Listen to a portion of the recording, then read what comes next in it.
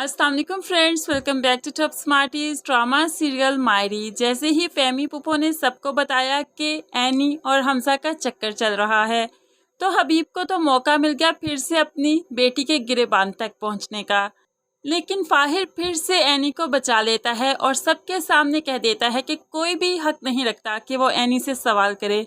वो एनी का शौहर है और ये हक सिर्फ उसी के पास है कि वो एनी के अच्छे बुरे में उससे सवाल करे, और किसी को कोई हक नहीं। ये कहते हुए वो उसे कमरे में ले जाता है और बाकी सबके मुंह पर तो जैसे ताले ही लग गए।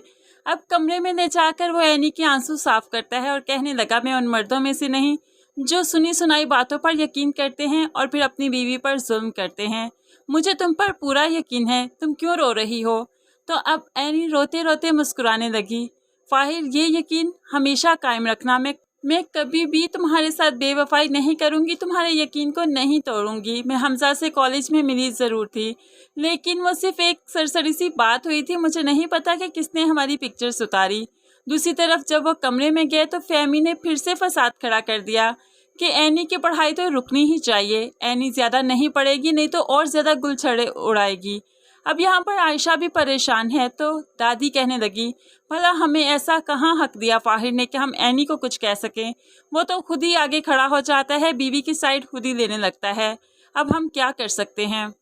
एनी और फाहिर के रिश्ते को देखकर आयशा बहुत खुश है और खुद को शीशे के सामने खड़े होकर कोसने लगी कि ये रिश्ता मैं हबीब के साथ कायम क्यों ना कर पाई। एनी मेरी ही बेटी है और इतना मजबूत रिश्ता उसने अपने शौहर के साथ बना दिया कि वो उस पर अंधा यकीन करता है, तो फिर मैं ये काम क्यों ना कर सकी। दूसरी तरफ तो राहिला को मौका मिल गया हबीब के और ज्यादा कान भरने का। उसे कहने लगी कि जो काम एनी ने किया, छोटी बहन भी तो उसी नक्शे कदम पर चलेगी ना। मैं चाहती हूँ कि फायजा की जल्द अज जल्द शादी कर दे, क्योंकि बेटी गलत काम करे तो फिर सर तो बाप का ही झुकता है। अब ये बाप जैसे रहीला कहेगी वैसे ही करेगा और फायजा की शादी करने के लिए भी तैयार हो जाएगा। लेकिन एनी अपनी इंसल्ट इतनी जल्दी भूली नहीं।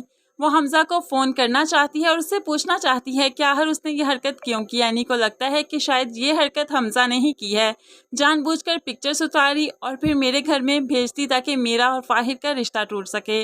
इस तरह वो उसे फ़ोन करके बहुत ही ज़्यादा डांटेगी, लेकिन हमजा को समझ ही नहीं आ रहा एनी क्या कह रही है। आहिस्ता से पता चल ही जाएगा कि एमन ने क्या कुछ किया, जिसकी वजह से हमजा एमन से भी नाराज़ हो जाएगा और एमन किसी भी सूरत हमजा की नाराज़गी मोल नहीं ले सकती।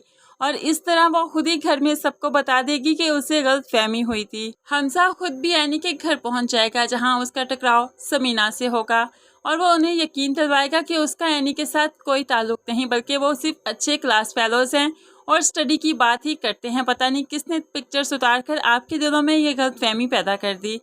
इस तरह वो एनी के दामन पर लगा हुआ हर दाग साफ कर देगा। फाहिर तो उस पर यकीन करता है, तो घर वालों को भी उस पर यकीन आ जाएगा और वो अपने ही आप में शर्मिंदा भी होंगे।